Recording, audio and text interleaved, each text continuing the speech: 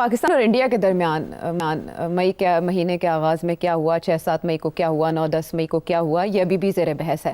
लेकिन बात तब होती है जब आपको मुखालिफ के कैंप से ही आवाज़ें मिल जाएं जो आपके बयानियों को सपोर्ट करती हों, तो वो बहुत अहम है। स्पेशली अगर बीजेपी के कोई सीनियर रहनुमा बात कर रहे हो, बता रहे हो कितने तैयारे गिराए गए थे पाकिस्तानी एयरफोर्स की जानिब से, या शिवसेना के कोई रहनुमा बता रहे हो कि हुआ क्या था इंडिया के साथ, वो कह रहे हैं कि वो जो 6 आतंकवादी हैं वो इसलिए नहीं पकड़े जा रहे कि उन्होंने बीजेपी में शमूलियत इख्तियार कर ली होगी, बहुत गहरा तंज इसमें छुपा है। और उससे पहले जो डॉक्टर सुब्रमण्यन स्वामी कह रहे हैं, वो कह रहे हैं राफेल ही बढ़िया नहीं थे और इस पे इन्वेस्टिगेशन होने नहीं देंगे नरेंद्र मोदी जी, क्योंकि वो जो उन्होंने बात नहीं कही, हाँ, वो कहना चाह रहे थे मगर कहा नहीं, हाँ, इशारा कर दिया, क्योंकि राफेल डील के अंदर बड़े सीरियस करप्शन के एलिगेशन घपले हैं कि कमीशन खा गए बीजेपी वाले, हाँ, लंबे चौड़े। अच्छा। और बाद में वो सब मैं क्या कहूँ, फ्रांसीसी ट्रांजैक्शंस के अंदर ये पहली दफ़ा नहीं है कि इस किस्म के इल्ज़ाम लगे हैं। जब हमने सबमरीन्स ली थी तो उस वक्त भी इल्ज़ाम लगे थे पाकिस्तान के अंदर भी कि इस किस्म की चीज़ें हुई थी, किकबैक्स। तो ये तो, और नरेंद्र मोदी के ऊपर तो बहुत सीरियस इल्ज़ाम है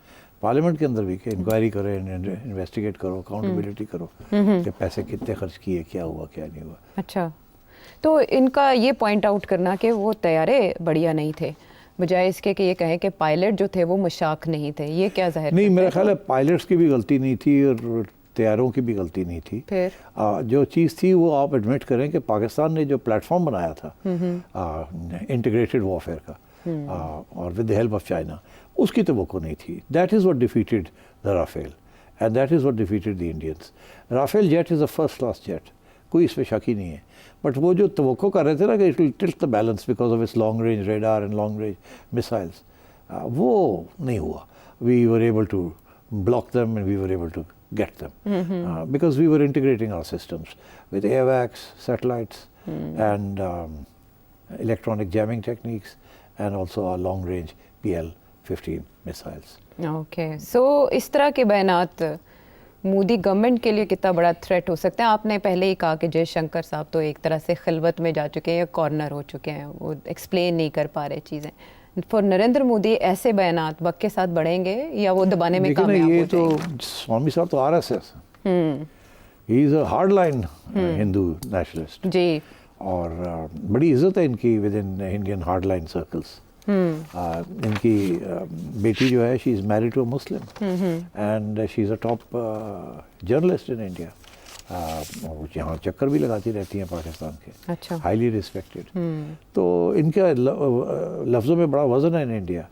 तो ये तो मोटी बात कर रहे हैं, कहते हैं यस इन्होंने बता दिया आपको कितने, और 5 कह रहे हैं, एक्चुअली वो ज़्यादा ही हुए, बट चले 5 ही सही फॉर द टाइम भी। उनकी जुबान से इतना भी बहुत है, बहुत। और ये जो दूसरे साहब आपने बताया वो तो बहुत आगे चले गए ना, वो तो कहते हैं कि कराए हमने, बीजेपी ने कराया ये सब कुछ, इसीलिए वो बंदे नहीं मिल रहे क्योंकि वो तो बीजेपी के अंदर ही है, ज्वाइन कर चुके हैं। तो आई थिंक स्लोली इंडिया के अंदर, जैसे मैंने कहा था आपसे कि ये क्योंकि झूठ मबनी था ना, सो इसलिए this will come out. Aahista Aahista लोग बेवकूफ़ नहीं है, वो सवाल करेंगे।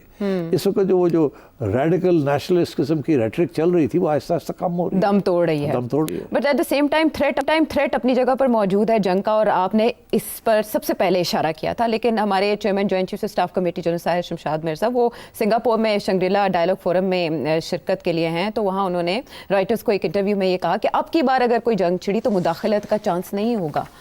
इसका क्या मतलब कि अब ये बड़ी इंपॉर्टेंट बात की उन्होंने 2 बातें कही हैं जी। एक तो उन्होंने कहा कि जो बॉर्डर के ऊपर जो आर्मी खड़ी थी जी, वो अपनी अपनी पोजीशंस पे जा रहे हैं जी, ठीक, तो वहाँ तो कॉन्फ्लिक्ट का इतना अब चांस नहीं है शॉर्ट टर्म में। हाँ, 22 अप्रैल से पहले की पोजीशन। बात आगे जो की है कि अगली कॉन्फ्लिक्ट, एक तो उनका ये इशारा कि शायद होगी, और फिर ये कि अगली कॉन्फ्लिक्ट में मीडिएशन का रोल इतना नहीं होगा। क्यों? वो इसलिए कि इस दफ़ा तो 4 दिन की जंग थी ना जी, जिस 2 दिन के बाद मीडिएशन शुरू होगी, बिकॉज न्यूक्लियर थ्रेशोल्ड की तरफ इशारे होने शुरू हो गए थे। अगली जो है वो शुरू यहीं से होगी जहाँ ये ख़त्म हुई है, क्योंकि इसी चीज़ को तो रिपीट नहीं करना ना, ये तो फेल हो गया है इस लेवल तक। ठीक, तो इससे इंडिया इससे ऊपर जाएगा ना, कुछ और ट्राई करेगा, ज़्यादा कुछ और नहीं, higher level okay of attack, okay, तो जिसके बेसिस के ऊपर हायर लेवल ऑफ रिस्पॉन्स आएगा फ्रॉम पाकिस्तान। ओके, तो अगर इस लेवल के ऊपर जब उन्होंने ब्राह्मो मिसाइल्स मारे हमारे एयर बेसिस पे और हमने बातें करनी शुरू कर दी न्यूक्लियर कमांड अथॉरिटी की, जिसकी वजह से अमेरिका भागा भागा आया, तो अगला राउंड तो कहीं और से शुरू होगा ना. It may be much more serious attempt to knock out on certain critical facilities जो इस दफ़ा काम आई हैं हमारे. ठीक. तो अगर वो हुआ तो फिर जल्दी से आपका जो थ्रेशोल्ड है जिसकी वो बात कर रहे हैं कि ये रेड लाइन है, ये रेड लाइन बड़ी जल्दी क्रॉस हो जाएगी. अभी तो 4 दिन के बाद क्रॉस होगी और फिर 2 दिन में क्रॉस हो जाएगी. ये जो है ना मीडिएशन, ये 2 दिन के बाद आई है ना, 2-3 दिन के बाद जी. तो वक्त लगा देखने में क्या हो रहा है क्या नहीं. एयर बेसिस पे जब अटैक होना शुरू हुआ तो अगला राउंड में जल्दी हो जाएगा. ये बहुत जल्दी आप पहुंच जाएंगे. और यही इसीलिए जो इस वक्त इंटरनेशनल एनालिस्ट जो हैं वो क्रिटिक कर रहे हैं मोदी की डॉक्ट्रिन की, न्यू नॉर्मल की, वो यही कह रहे हैं ना, 2 बातें कह रहे हैं. हाँ. एक वो ये कह रहे हैं कि देखिए कैसे आप कह सकते हैं कि जो आगे कभी भी कोई इस किस्म का इंसिडेंट होगा तो वो पाकिस्तान ने कराया है. आपने तो एज्यूम कर लिया. अब उस असम्पशन के ऊपर विदाउट एविडेंस, विदाउट प्रूफ आप चढ़ाई कर देंगे पाकिस्तान में जी. वो तो इस दफ़ा पता चला कि वो चढ़ाई जो है काम नहीं आती, वो तो काउंटर हो जाता है. एक तो ये गलती. दूसरी ये कि आप इस दफ़ा आप उससे पहली चढ़ाई से ज़्यादा बड़ी चढ़ाई करेंगे क्योंकि वो पहली चढ़ाई तो नाकाम रही. So now you will do something more serious with the result that Pakistan will react more seriously. So 2 जगह पे by declaring that we are in a state of war you have raised the nuclear threshold, वो जो escalation point है. तो और not raised it, you brought it down the nuclear threshold as the chairman. कि आपने वो जो red line है जिसको जब आप क्रॉस करते हैं तो न्यूक्लियर की बात शुरू हो जाती है, वो पहले इधर थी, अब आप जब करेंगे तो वो इधर पहुंच जाएगी. ठीक है, यानी घंटियां बज रही हैं और वो कह रहे हैं कि कोई राब्ता भी नहीं है, गैर रस्मी बातचीत भी नहीं है. तो फिर ये खतरा कब तक मंडलाता रहेगा, कितना अरसा? ये जब तक इंडिया जो है वो अपनी मोबिलाइजेशन इसी लेवल पे रखेगा और इसी लेवल पे थ्रेट रखेगा और नरेंद्र मोदी जो है वो सारा इंडिया घूमेंगे और कहेंगे रोटी खाओ या गोली लो. और यही नेशनलिज्म, यही एग्रेसिव किस्म की बातें करेंगे. और तो उस वक्त तक तो अलर्ट रखना पड़ेगा आपको. और ये भी मैं आपको बता दूं, इट इज़ एंटायरली पॉसिबल कि इस दफ़ा तो उन्होंने कहा था कि हम करेंगे जी. यहाँ तक कि जयशंकर साहब कहते हैं हमने फ़ोन करके भी बता दिया था कि हम ऐसा करने जा रहे हैं. ठीक. तो अब बिल्कुल ये नहीं करेंगे ना. अब अगर वो करेंगे तो पता भी नहीं चलेगा कि उन्होंने तैयारी करेंगे और विदाउट वार्निंग कुछ ना कुछ कर देंगे.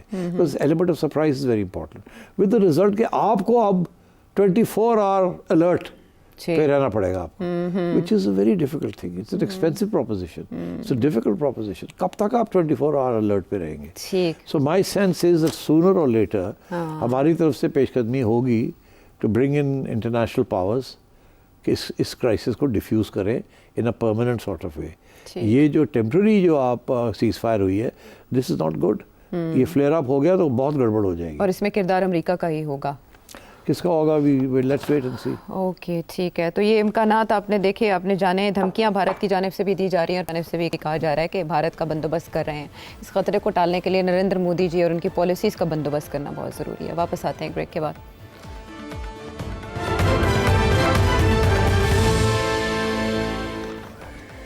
शो में साथ देने का शुक्रिया और आपके सवालों का भी शुक्रिया जो बहुत इंटरेस्टिंग होते हैं. और इस सिलसिले की पहली कड़ी, पहला सवाल, लोअर दीव से तासीर. आपने बताया कि इमरान खान और इस्टेब्लिशमेंट के दरमियान मौका या डील हो गया, वो बाहर आ जाएगा. जब बाहर आएगा वो हुकूमत चीन से नहीं बैठेंगे, कभी धरना करेंगे, कभी लॉन्ग मार्च करेंगे, कभी एहतजाज करेंगे और रोज नए नए ड्रामा कर रहे हैं. बताओ ना, सिटी सपोज याद नहीं है मुस्लिम लीग ने उनके साथ जो 2023 या 22 में बीडीएम को हुकूमत में डिपार्ट के मुकाम पर था. मुस्लिम लीग ने अपना सियासी कोबरानी दिए और मुल्क डिपार्ट से बचाया. और फिर इमरान खान आ जाएगा, फिर मिलकर बेड़ा गर्क हो जाएगा. फिर क्यों नहीं वो 2024 इंतखाबात में नवाज शरीफ को मौका दे दिया? बेहतर नहीं था? वो इतना दुश्मनी नहीं किया था फौज के साथ, वो सिर्फ पीस के खिलाफ था और बाजवा के खिलाफ था. इमरान खान सारा मुल्क की दिफाई इदारा तबाह कर दिया. वो कोर कमांडर और उस पर हमला किया, जना उस पर लाहौर में, पिशावर में, अमारत मलगरा में फौज की छावनी पर हमला हुआ. तो इंडिया भी नहीं कर सकता जो इमरान खान साहब ने किया था.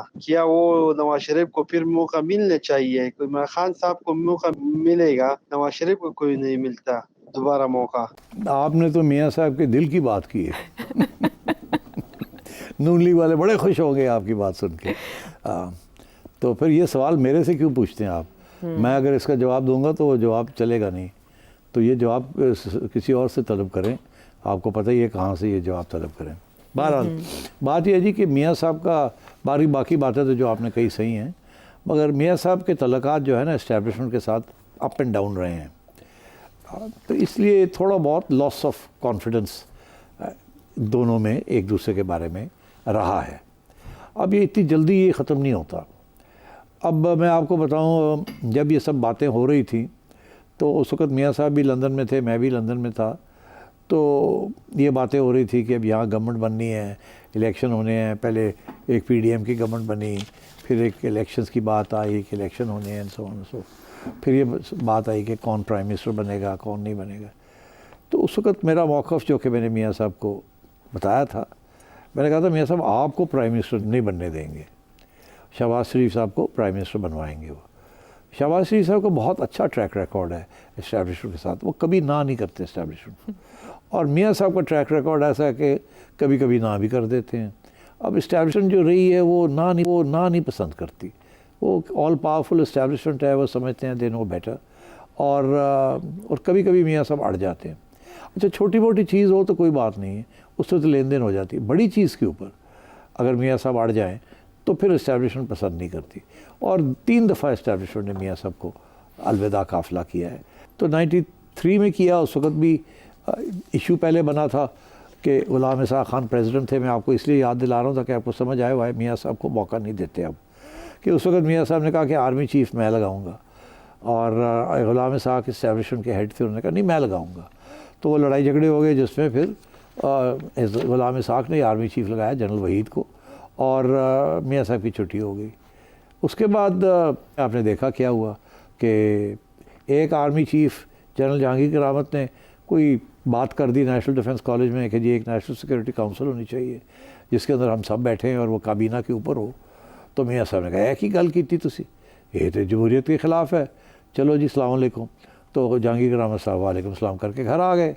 तो वो भी इस्टेब्लिशमेंट के अंदर वो बात पसंद नहीं की गई। 2 बातें नहीं पसंद की गई, एक ये कि जहांगीर करामत साहब चुप करके क्यों आ गए, ये क्या बात हुई, हम तो इस्टेब्लिशमेंट हैं, हमें तो कोई नहीं घर भेजता, हम लोगों को घर भेजते हैं। दूसरा ये कि ये मियाँ साहब होते कौन है ये करने वाले, देखा जाएगा। तो फिर सोचा ये कि मियाँ साहब की छुट्टी करा दी जाए। और मियाँ साहब इन द मीनवाइल और आगे बढ़ गए। मियाँ साहब ने वाजपेयी साहब के साथ मुआहदे करने शुरू कर दिए, आओ जी आओ, बस डिप्लोमेसी शुरू कर दी। वाजपेयी साहब आ गए लाहौर, उनको ले गए शालामार गार्डन्स, वहाँ उन्होंने पाकिस्तान को तस्लीम भी कर लिया, सब कुछ हो गया और मामले तय हो गए जी, अब अमन होगा, अब ये होगा, अब सारा कुछ होगा, बातें होंगी। तो पीछे से जनरल मुशर्रफ ने, जिसे कहते हैं ना, कालीन खींच लिया। पहले सलूट करने से इनकार कर दिया, फिर कारगिल जाके कर दिया, और मियाँ साहब को कहा कुछ और ही कहानी दे दी, मियाँ साहब को पता ही नहीं चला हुआ क्या। तो फिर उसके बाद जब मियाँ साहब ने मुशर्रफ को निकालने की कोशिश की तो उसने इनको निकाल दिया। तो ये बैकग्राउंड थी। इस बैकग्राउंड में जब ये इस्तीफ़ा जब वक्त आया तो इस्टेब्लिशमेंट ने कहा नहीं, मियाँ साहब जो है ना ये कोई ना कोई गड़बड़ कर देते हैं, और इसलिए बेहतर यह है कि हम शहबाज के साथ ही काम करेंगे।